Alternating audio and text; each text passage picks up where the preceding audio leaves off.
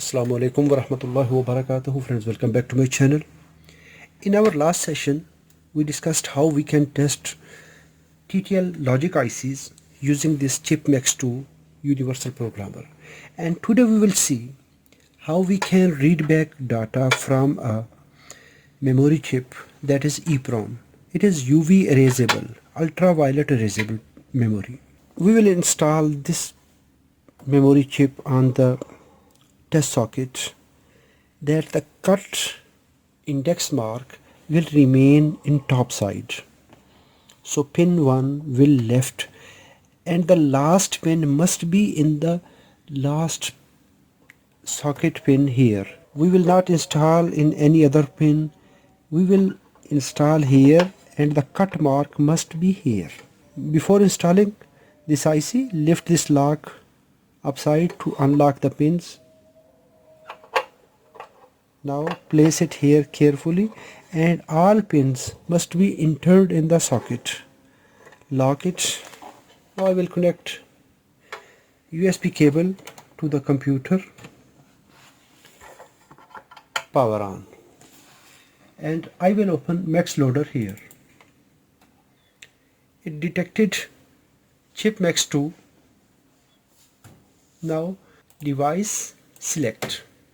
Here we have two different ways to identify this IC, and always select the proper number of this IC. The first thing, that is auto select. In some brands, some ICs, it will detect automatically which type of chip is installed here. Auto select. Auto select is optional feature. Continue. Yes, we will try it. Yes. It displayed that this IC parameters are matching with ST Microelectronics, this part number M27C512, and if we see the number marked on the chip, that is also 27512, and it is DIP28 package. Yes, it is exactly DIP28. So we will select the first one. Okay. So here is ST M27C512 selected. Now we can go to device. We can check blank check. Blank check error.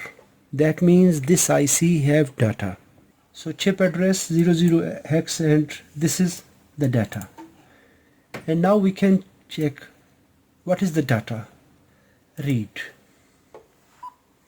So green LED is on and it is showing buffer checksum D2CEH. So there is a data. Now it loaded this data into the program buffer. Go to buffer, edit buffer, and this is the data. Addresses in the left side, and this is the data here. We can see in byte mode, we can see in word mode, 16-bit hex, 32-bit double word hex code, or we can see in byte, in binary. Now we can edit, we can shift the nibbles, we can move this data anywhere, or we can save this file. Close, file, save. If I want to save this file as 512.hex, so this file is now saved. The data in the buffer we saved. Now I will go to the documents and we can check that data as well. Documents 512 hex. We will open with notepad. We can see this data. It is showing some garbage, but because it is hex code,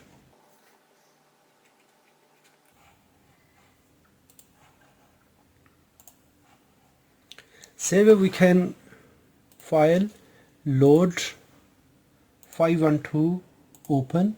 Now we want to compare the stored file with the data in this IC. Device, verify. If the data that we loaded from the buffer that is same to this IC, that will okay. It will give good light and it will give verification okay. Okay, let me edit buffer.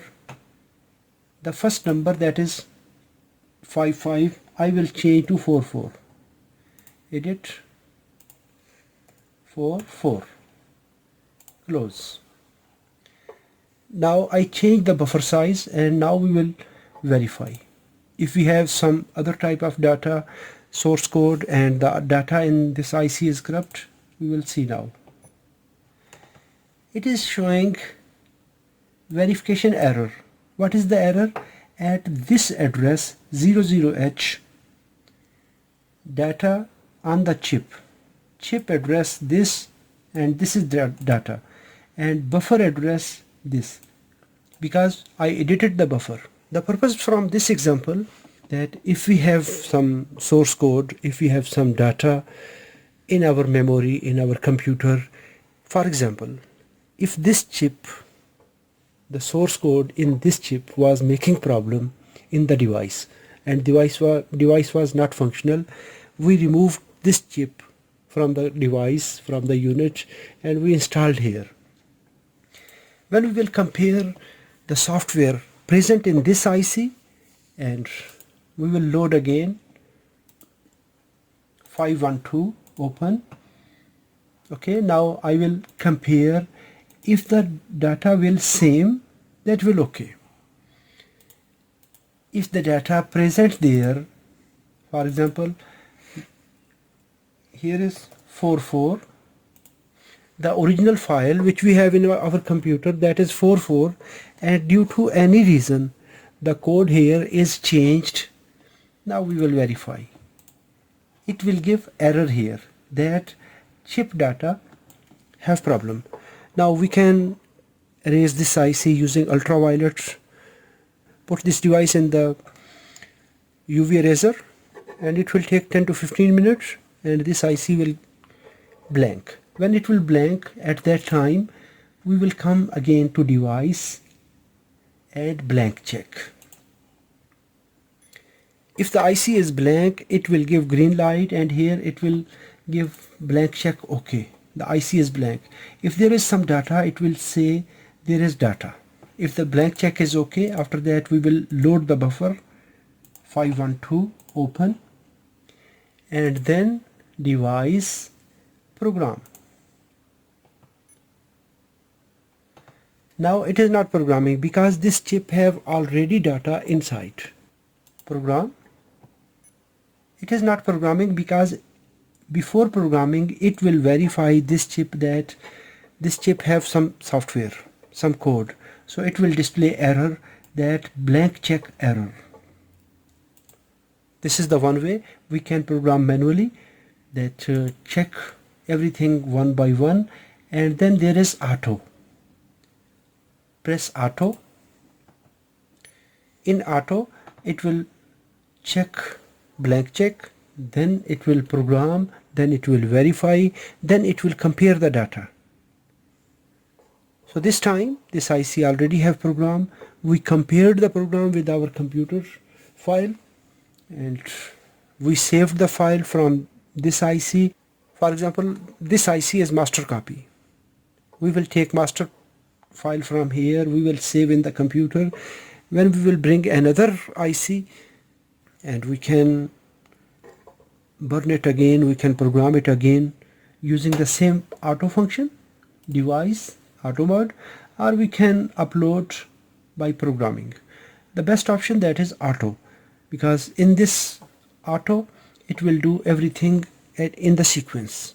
The second condition here, that if you cannot find this device automatically, we can go to device, select. There is a logo on the IC and there is part number 27512 and the logo is ST as Thompson. We will select this number from the same manufacturer. It is the best way, or we can select any one number. Select OK.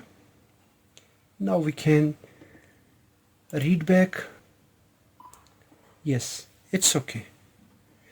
The same way we can check blank check program, read. I hope this video is informative. If it is informative, hit the like button. If you have any question, please write in the comments. Thanks for watching. Assalamu alaikum wa rahmatullahi wa barakatuh.